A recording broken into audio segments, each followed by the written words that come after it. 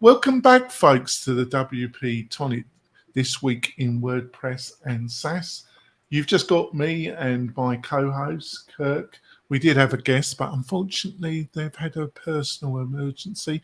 Hopefully they will be rebooking and coming back.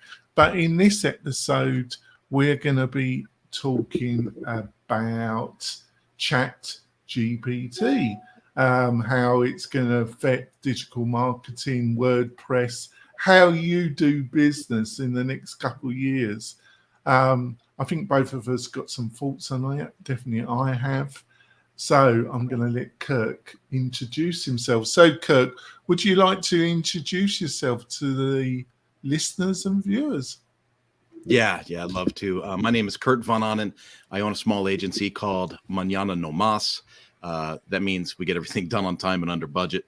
And I've been working in the WordPress area since about 2004. And just thrilled to be here with you, Jonathan. We have a lot of fun. Sometimes. Kirk's very patient with my madness. But there we go. So before we go into the main part of the show, I've got a couple of messages from our major sponsors. We will be back in a few moments, folks. This podcast episode is brought to you by Lifter LMS, the leading learning management system solution for WordPress. If you or your client are creating any kind of online course, training-based membership website, or any type of e-learning project, Lifter LMS is the most secure, stable, well-supported solution on the market. Go to lifterlms.com and save 20% at checkout with coupon code podcast20. That's podcast20. Enjoy the rest of your show.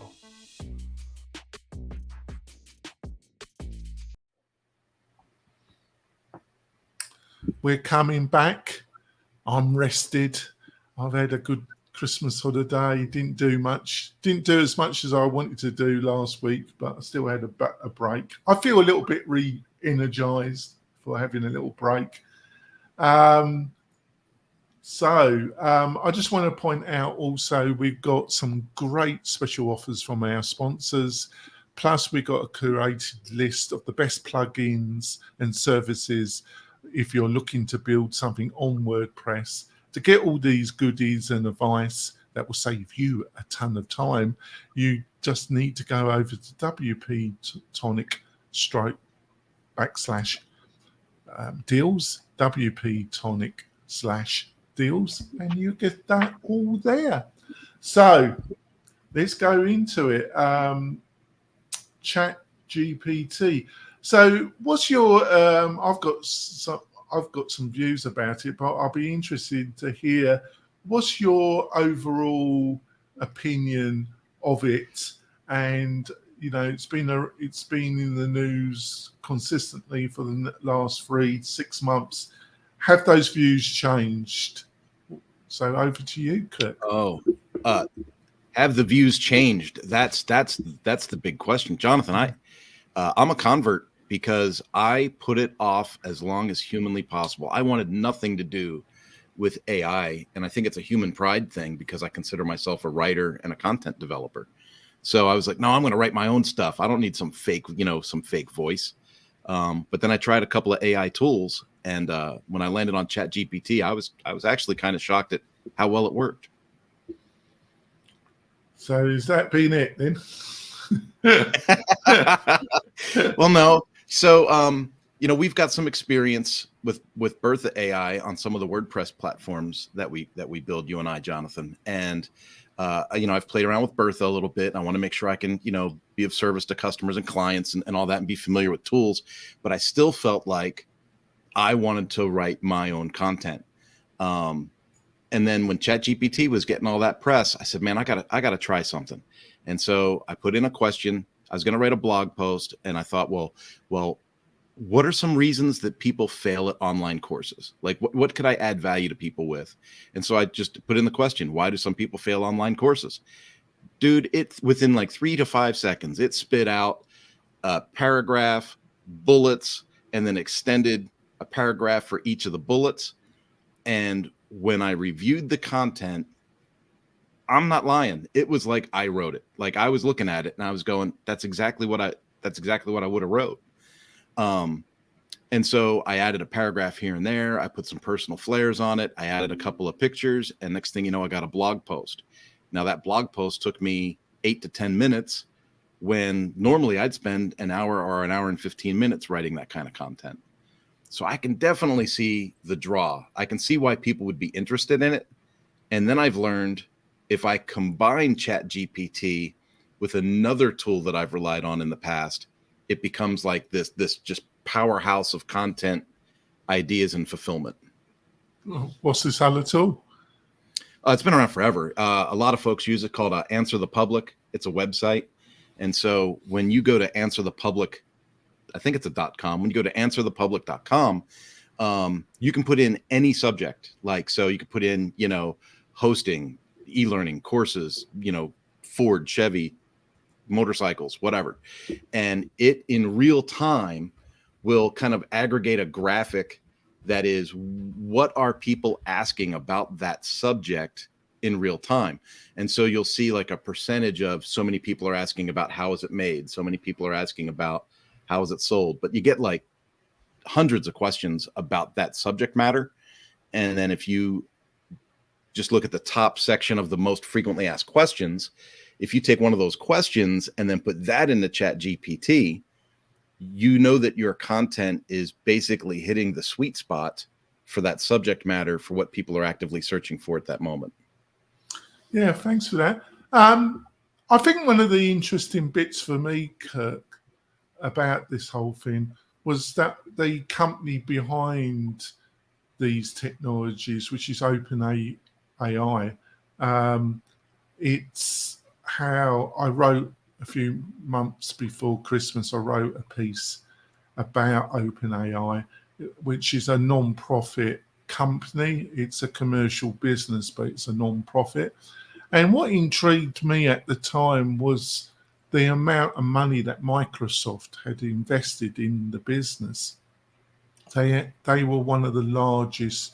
There are other investors, VCs, other large corporate investors, but one of the largest individual contributors has been Microsoft. And I was a little puzzled why they were investing so much money in it, but I thought, well, they know what they're doing, blah, blah, blah. But I was a little bit, it just didn't register to me. Now, I think it's become much, much clearer why they invested in this company. And basically it's payback time for Google, to put it simply. Obviously, Microsoft's attempts in the search engine have not been that successful. Google basically dominates search. This technology, ChatGPT, there's been quite a few commentators and influencers on YouTube making content that basically you put a question in, you'll get a better result a lot of the time than Google. And that is partly down to the quality of search from Google being reduced, ever increasing amount of paid adverts, positioning new ways of showing an answer to a question than the classical, way of listing external pages, using artificial intelligence to supply a clip of information, which a lot of the time isn't that. Sometimes it works well, sometimes it doesn't. So in my opinion, the quality of Google search has deteriorated quite a bit over the last 18 months. So I see this really as Microsoft really attempting to get market position. What do you think of what I'm just outlining? Do you think I'm on the right track, or do you think I've got that wrong? I think there's somewhat of that track. and I have to agree with you on Google search. I mean, there's the amount of censorship and almost seemingly misdirection and things that don't even seem related to political matters. You can't, it's like, I'll look something up on Google and I don't find what I want. I open up a separate browser. Yeah, I didn't really mean I just mean Yeah. general search. I mean, the Yeah, quality, and you're trying to find something out.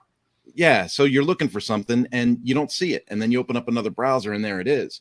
And so, and I don't know the rhyme or reason to why that's like that lately, but yeah. Well, I do. Money. So, so I would agree that the Google search has declined. The other thing that I wondered was, you know, what's the revenue pattern for this? Because everything I've done in ChatGPT so far has been free. And everyone else I talk to, it's free. So what's the revenue model? Well, they're already publicly stated that they will be charging for the technology, but but it'll be a fraction of a cent. You get that with already assisted writing apps like Bertha and Javelin, and there's a number of them out there. Yeah. Now, how will this affect the world of WordPress? Well, one of the direct ways that I can see it affecting is curation and being able, as we've had a few guests on the show recently, and one of the topics that regularly has come out is how, WordPress has enormous strengths, but one of its weaknesses, it is a glorified flea market. Obviously, trying to make that situation easier for users is fraught with financial and political problems, because by giving a curated list or removing others, they're not going to be very welcoming, obviously, for very understandable business reasons about them being excluded from something. So Automatic, WordPress.org have on purpose really been extremely resistant, apart from letting the popularity of a particular theme and plugin be the only dominator that would put you on top of a list. Because you're obviously going to WordPress.org and you're doing a search there for your plugin or theme to come up at the top has been extremely important. But we've found that people have been utilising various techniques to manipulate the basic functionality there. And also, I think slightly its importance, which was extremely important a couple of years ago, has been in decline as well. What's your thoughts about that? The flea market aspect with the 60,000 plus plugins that are available for WordPress or something like that. It's a crazy number, right? Huge. Yeah.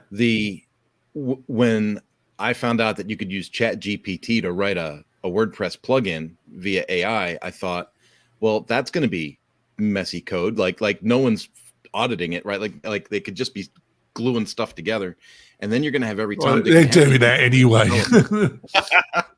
Well, but then you'll have every Tom, Dick, and Harry out there. I'm not a developer. Well, they're doing that anyway. Fair enough, but now an implementer goes to ChatGPT and says, "Hey, ChatGPT, make me a plugin that does X, Y, and Z." God forbid it works. Then they go, "Oh, that's awesome. I'm going to submit it, or I'm going to promote it, or I'm going to whatever." And I'm afraid it's going to bloat the market with a bunch of half-working, nonsensical stuff that people are going to have to wade through to find stuff they really want or is effective. Well, I think that's the position as it is. But it could get worse, yeah. After time. But no, I do honestly think curation, utilizing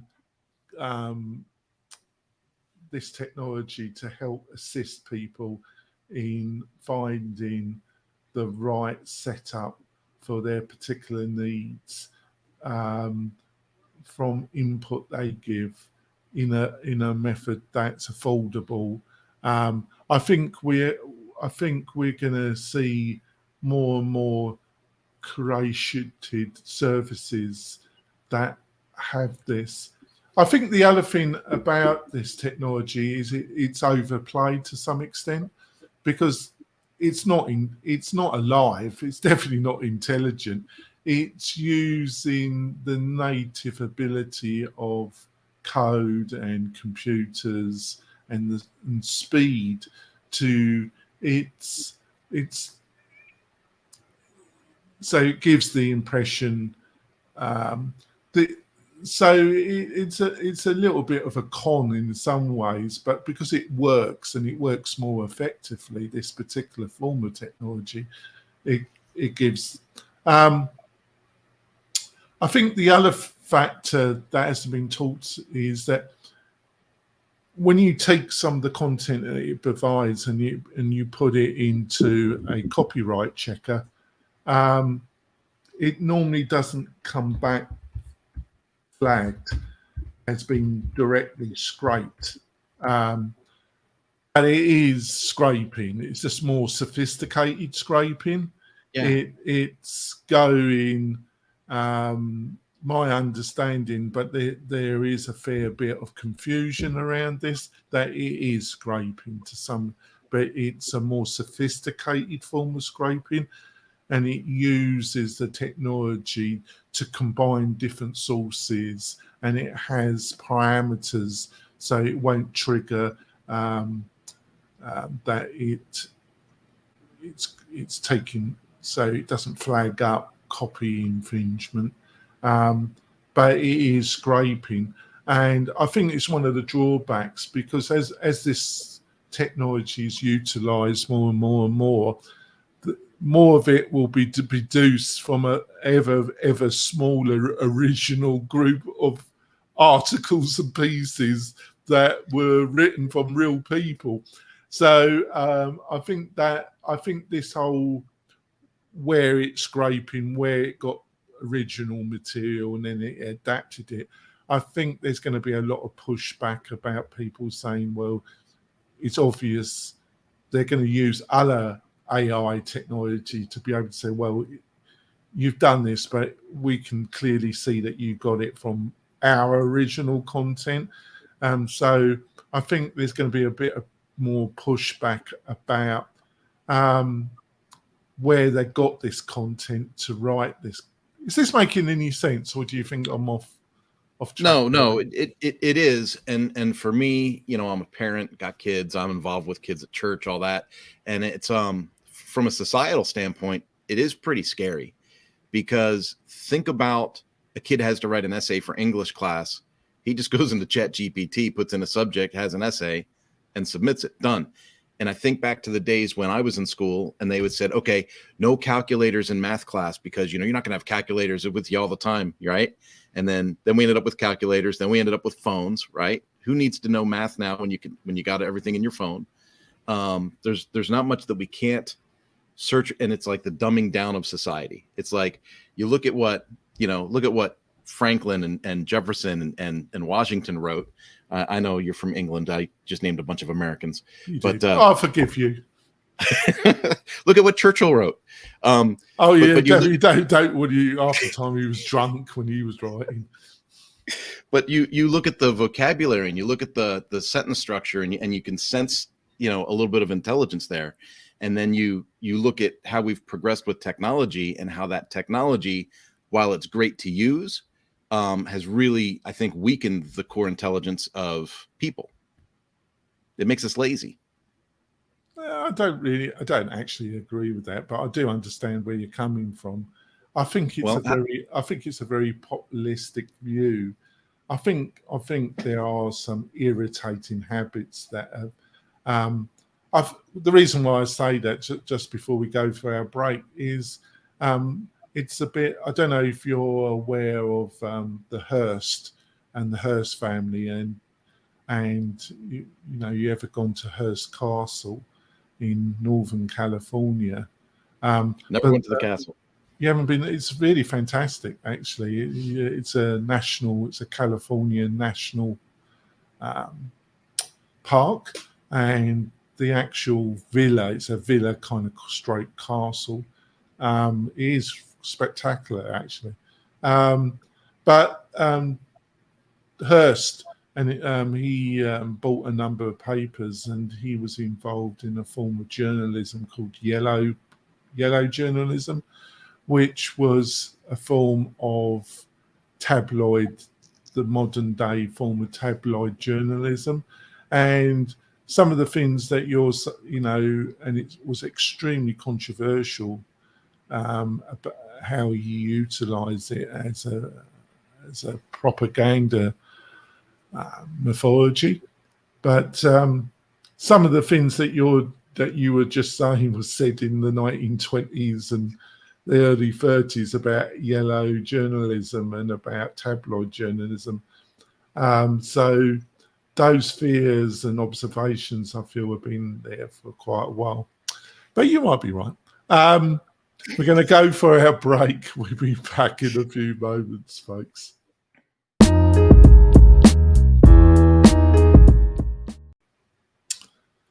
We're coming back. I'd like to point out, if you're a WordPress power user, a developer, a graphic designer, and you're looking for a great WordPress hosting provider, look at WP-Tonic, especially if you're building a website for a membership, a client that wants to build a membership, a course, wants to be an e-learning entrepreneur. We provide fantastic hosting, but much, much more. We provide a library of top-notch plugins that are the best of breed to help you build that for your client. Plus, as a WordPress, as a WP partner, you'll get 40% of the initial purchase from your client. Plus, you'll earn 20% year after year. So it is a tremendous partnership and a tremendous financial partnership. If that sounds interesting, go over to WP-Tonic/partners. I'll repeat that, WP-Tonic/partners, and you can sign up to become a WP partner. Me or Kirk will have a chat with you, and we would love you to come on board and work with WP-Tonic. So back into what we've been talking about, ChatGPT. So I see, like I said, I see curation being one of the main factors it affects WordPress. Also the graphics side. One of the ways you see this on AppSumo is there's a number of SEO hybrid products on AppSumo, also being on the general market that look at your content, advise you how to improve titles, improve word density of key phrases, in either helping you write new content, but give you an outline of a document, help you with certain paragraphs, and then basically they're mimicking the same technology that Google's been using for the past 2 to 3 years.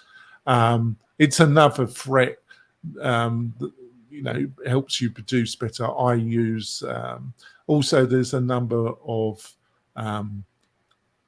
copy assistants, very like Jarvis and aimed at. I've bought a couple of them that help with long form content. So, but I do really see them as assistants. I see them as aids to help you produce content quicker, but also help you improve content.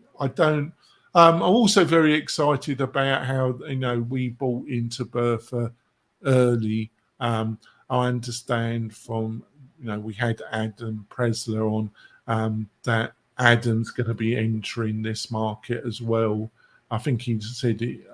He mentioned it, didn't it? I think it's going to be called Shaw Writer. He will be in the near future entering that. But I'm quite excited about how this is going to help course people building membership education courses, helping them write more effective content.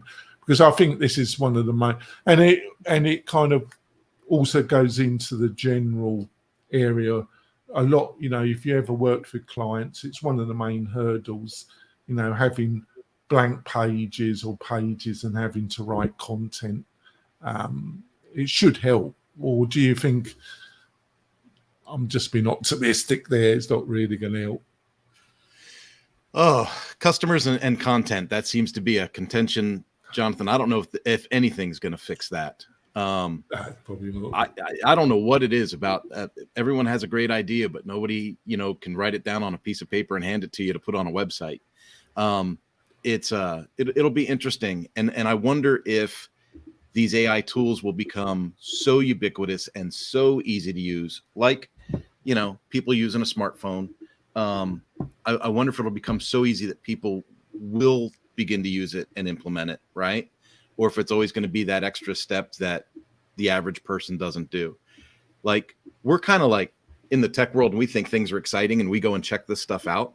But like on a percentage basis of population, I'd really be curious to see how many people have really tried it and tried to really do something cool with it. You know what I mean? Well, you've got to use it regularly. One of the problems is, even with something like Bertha, and I know it's dependent on, there's a certain, you can't, they would deny this, and I'm just not framing this around Bertha. I think it's any of these tools, Jarvis, any of them. There's a knack. You have to learn how to work with them. There's a knack to it. You can't just straight go in and think you're going to get fantastic results. You're going to have to do a little bit of a dive and read some help documentation or videos about how it works and try it out and practice a little bit with any of these writing assistance platforms, apps, as I call them. Because you're going to be a bit disappointed. I've already spoken to a few people that just dived in and they just gave up on it straight away. And they said, well, I could write this quicker than utilize this. So it does really depend on, so what I'm saying is don't lose patience as quickly. If you're a really good writer, it's just going to help you maybe produce more content. But it's not going to replace you. Those that find it hard, it should be a mechanism that helps you get over that hump. But I'm not even sure about that, because you are going to have to study the platform that you're going to be utilizing. It's like anything, isn't it? Some people say, oh, well, Shopify is so much easier than WooCommerce. Well, I do actually agree with that. If you just, because you are going to have to jump through a few extra loops, but you get all the benefits of ownership and flexibility, blah, blah, blah. But on our end, like something like Shopify or in the membership area, Kajabi, when people say, oh, it's so much easier than WordPress, well, it really depends where you're coming from. It really depends on what your personal experience is. There's a lot more to that statement. It's a lot more faceted than what a lot of people make out. And I really see the same with these writing tools.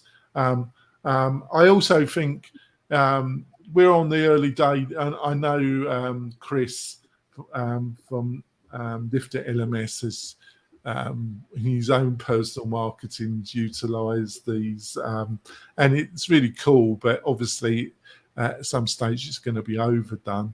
But I think we are on the very early days of I really think you can clearly see it is going to disrupt the writing sector, but also I really think it's going to really disrupt to some extent the graphic side as well. Do you think I'm right about that? I think you are correct about the graphics and kind of disrupting that space, and I hate to say it out loud, but possibly devaluing what someone's willing to pay for graphics, because people think all of a sudden they can, like, you can go to Brand Crowd and have a logo done, for $35-50, whatever it is, or you can hire a graphic designer. And people begin to misunderstand or convince themselves that the cheap way is the way for them. And then they pay the price in quality, and I'm just wondering how good this AI is going to be able to move and manipulate with people's needs and possibly replace or devalue, the real work done by a real artist. Yeah, I can see exactly where you're coming from. The only thing I would say about it, I think it's been devalued already by like services like 99 Designs and the one you mentioned. I think they devalued a certain type of clientele, but they were always extremely difficult to deal with anyway, because when you ever even you put the price of, not super expensive, but a reasonable price to get a reasonably experienced graphic designer to help them do a logo, they would bulk at it anyway. They would get their nephew or their brother to knock something up, and it tended to be horrendous. But that was always there anyway, depending on the budget of the client to some extent. It may go the other way. It may become the best filter in the world to get rid of deadbeats and clients that you don't want. It might be the greatest filter in the world to bring the premium clients to the people that are really skilled. I think in some ways you touched on the thing. I think I don't really think it will affect the really cheap side or the really upper side. I think it's the middle market that in web development and in design that it's probably going to affect a bit more. It might, in some way, there's already the other thing is I forgot what the services. There's like 2 to 3 services that you put in the parameters of the website and they build the whole website for you using ChatGPT. And that's when I was getting back to the curation, because I see this curation mechanisms. We're on the early stages, and I haven't tried any of these supposedly AI supported. You put in some parameters and it flews out, but it's not that. Through blocks, which is Gutenberg, more and more websites are going to effectively be a mixture of different blocks, pre-developed. This one of our friends of the show that I have a regular podcast with, Spencer Forum, it's one of his key pointers. More and more it's utilizing existing Lego bricks, but knowing which the best Legos and how to put them together. And I do agree to him. I think you can see that with Gutenberg blocks, that you're going to, and which AI can be part of choosing the right blocks to put into a more quasi-customizable solution for a particular client. Can you see where I'm going with this? Do you think I might be on the right track? I do. Yeah, I think the options are going to be limitless. Honestly, it's when you listen to like Jordan Peterson and some other really like celebrated people online talk about this ChatGPT and AI, they forecast something a year or two down the road that is something that my brain can't even wrap around right now. It's probably for the best that you don't actually. But it's like, it's going to do this, it's going to do that, it's going to do, and then you wonder every day. I think we get closer to Terminator. There we go. But I think we better wrap up the show now. So, Kirk, what is the best way for people to find out more about you, your thoughts, and your company, Kirk? Well, Mañana No Mas is my company name. So if you go to mañananomas.com, you'll be able to find me. And anything you search for Mañana No Mas online is typically me. It's all over. And then I'm a big person on LinkedIn. If you want to go and find me out on LinkedIn, that's the easiest way to get a hold of me. Message me. We'll set up a meet and greet. We'll do a break the ice call, and we'll see how we can add value to each other. I'd love to meet you. Yeah. And folks, do remember to go to the WP-Tonic/partners, look at our Pacific Hosting partnership plans. You get great commission and you get access as WP-Tonic as your partner to build membership learning management systems for your clientele. It's a great platform and a great partnership. So go over there. We'll be back next week with hopefully a great guest. We've got some great guests booked up in January and in February.